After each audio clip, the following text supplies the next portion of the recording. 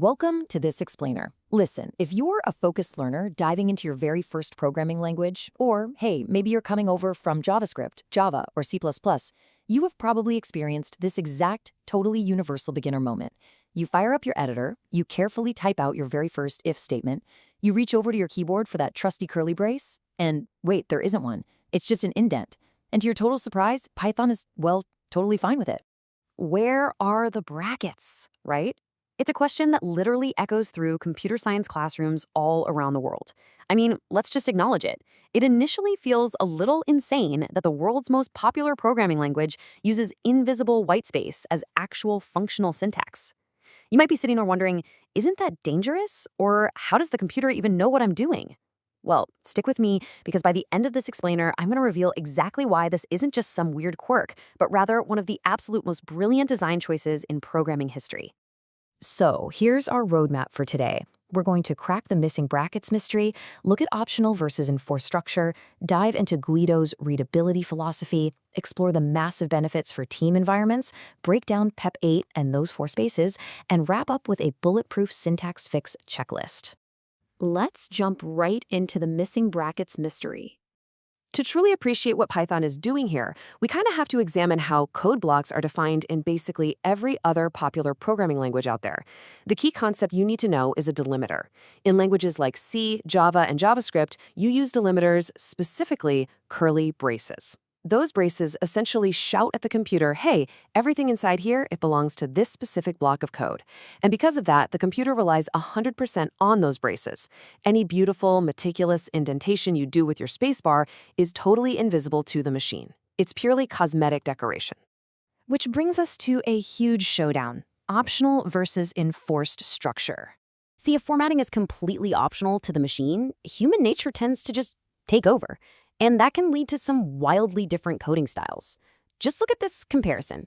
On the left, that is legally valid JavaScript. I mean, it works, but it is an incredibly unreadable block of spaghetti code. Think of it like a bookshelf where you just cram books wherever they happen to physically fit. It's a total mess, right? Even if it technically functions as a bookshelf. Now, look on the right, that is a clean, structurally enforced Python block. It's like a neatly organized bookshelf where everything is strictly alphabetized and categorized by genre.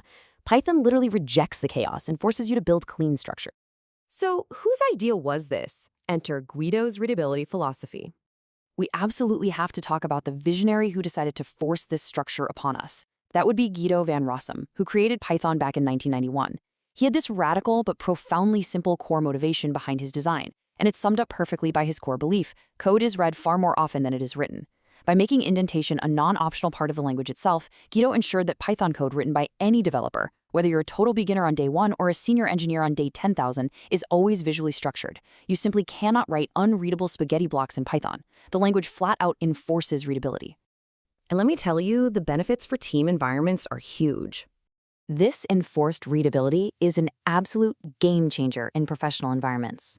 Because, when you're learning in your bedroom, it's just you. But out in the real world, coding is a team sport. Reading is a constant activity. Between code reviews, debugging, onboarding new teammates, dozens of other engineers are going to read your code over the coming months and years. Imagine having to decipher that messy bookshelf JavaScript code every single time you do a code review.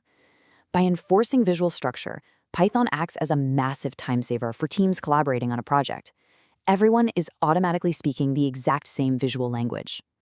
Okay, let's talk about PEP 8 and those famous 4 spaces. We need to address the elephant in the room: the practical, sometimes super strict downsides of using whitespace as syntax.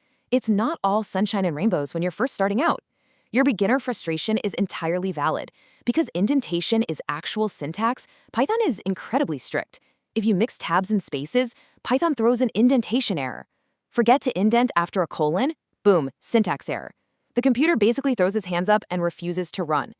So, how do we eliminate this headache entirely? Well, we turn to the ultimate standard: 4. That is the dramatic, definitive answer to the classic Silicon Valley programming debate. Python's official style guide is a document called PEP 8, and PEP 8 demands exactly 4 spaces per indentation level. Not tabs, spaces, exactly 4 of them. Historically, how did we actually arrive at this definitive answer? Well, back in the era of Python 2, the language actually allowed you to mix tabs and spaces in the exact same file.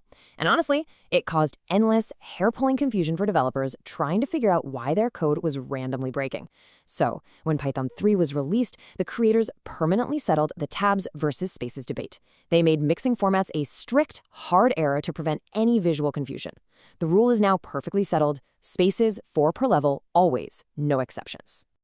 Let's wrap this up with the syntax fix checklist. I want to equip you with the actionable tools to banish these formatting errors from your coding life forever. Because let's be real, you shouldn't have to hit the spacebar 4 times manually every single time you want to indent. That'd be crazy. Here's your pro tip checklist to set up your environment like a professional. Step 1, choose spaces over tabs in your mind. Commit to it. Step 2, standardize on exactly 4 spaces. And the real magic is in step 3. Set your code editor, like VS Code or PyCharm, to automatically convert your tab key presses into spaces by default. Most modern Python editors will actually do this for you right out of the box. You just press the tab key, and the editor secretly inserts 4 perfect spaces. Once you configure your editor this way, indentation errors basically disappear entirely. So to wrap up, while the lack of curly brackets might feel super weird and strict when you're just learning your first language, those annoying initial rules actually force you to create beautifully consistent, highly readable code that professionals love. It's all about making sure that neatly organized bookshelf stays perfectly organized for everyone who comes after you. So here's something to think about. While Python's strictness might initially feel like it restricts your freedom, does it actually set you free to focus entirely on the logic? Keep learning, stay focused, and I'll see you in the next explainer.